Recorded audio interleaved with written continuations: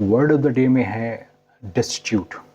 Destitute एक noun भी है और एडजेक्टिव के तौर पर भी इस्तेमाल होता है।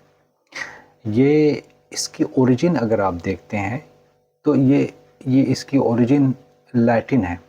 इसका जो इस सेंस में जो इस्तेमाल होता है, डेस्टिट्यूट का जो मतलब होता है वो ये है कि गरीब, निर्धन, पुअर, पॉवर्टी, या इसको जैसे कहते हैं कि विदाउट एनी बेसिक नेसेसिटीज़, या बिना किसी जीवन की जो जो ज़रूरियात हैं या आवश्यकताएं हैं उसके बिना, तो इसका इस सेंस में इस्तेमाल होता है। इसको जैसे कि many people where left destitute after the earthquake, भूकंप के बाद बहुत से लोगों को निर्धन और गरीब रहना पड़ा। ये वर्ड जो 15th सेंचुरी में इंग्लिश लैंग्वेज में आया, उसके बाद से वेरियस राइटर्स ने इस्तेमाल किया। इसको चार्ल्स डिकेंस ने इस्तेमाल किया, जो ब्लीक हाउस में अपने वहाँ की जो कंडीशन थी पॉवर्टी की, उसको बताने के लिए, उसको दर्शाने के लिए उन्होंने ये वर्ड इस्तेमाल किया। ये वर्ड शार्ले ब्रोंटे ने भी इस्तेमाल किया जेन आयर में।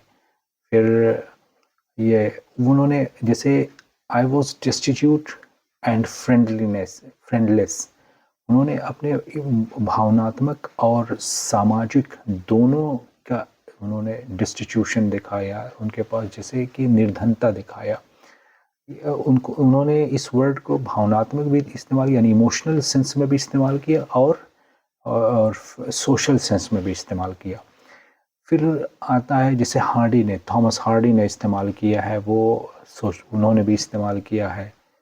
फिर अगर आप देखते हैं कि मॉरल सेंस में ये थॉमस कार्लाइल ने इस्तेमाल किया है। मॉडर्न राइटर को अगर आप देखते हैं, टी.एस. इलियट ने, वो सोशल सेंस में, मॉरल सेंस में भी इस्तेमाल किया है। जैसे कि मॉडर्न वर्ड को उसने डिस्टिट्यूट ऑफ मॉरलिटी करके इस्तेमाल कर दिया है। तो इस तरीके के ढेर सारे ऐसे राइटर्स ने इस वर्ड को इस्तेमाल किया है। हम चाहते हैं कि आप भी इस वर्ड को इस्तेमाल करें ताकि आपकी लैंग्वेज बड़े बड़े राइटर्स तरीके से हो जाए। और क्योंकि ये ऐसे वर्ड्स हैं, इनको आप अगर अपने लैंग्वेज में इस्तेमाल करते हैं तो आपकी लैंग्वेज बहुत प्यारी होने लगती है। इसलिए आप इस तरह के जो वर्ड्स हैं उसको सीखने के लिए या जानने के लिए हमारे साथ जुड़े रहें।